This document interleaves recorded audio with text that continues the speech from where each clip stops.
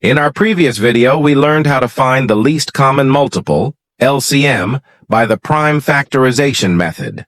Today, we are going to learn another easy way, the division method.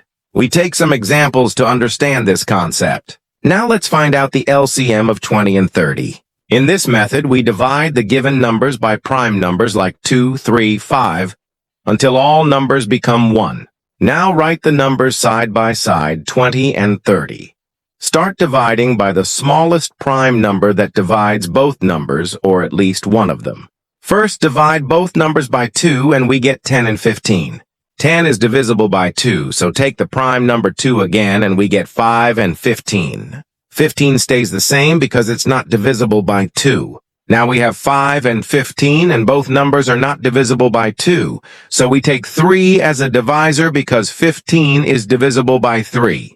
When we divide by 3, we get 5 and 5. Finally, divide by 5 both the numbers and we reach 1 and 1. The divisors here are all our prime factors. To find LCM, we have to take the product of all prime factors, which are 2, 2, 3, and 5. So LCM is equal to 2x2, x3, x5.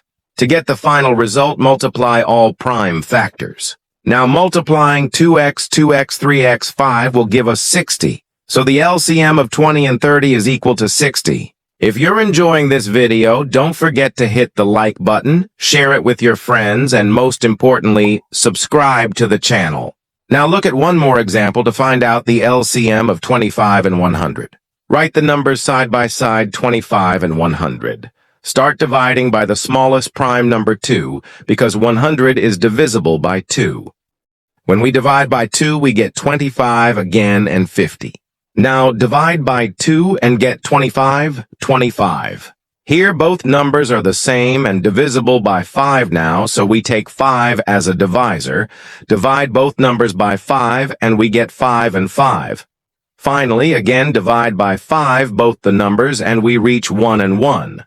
To find LCM, we have to take the product of all prime factors, which are in this case is 2, 2, 5, and 5. So LCM is equal to 2x, 2x, 5x, 5. To get the final result, multiply all prime factors. Now multiplying 2x, 2x, 5x, 5 will give us 100. So the LCM of 25 and 100 is equal to 100. That's all for today. In the next lesson, we cover what is the difference between HCF and LCM.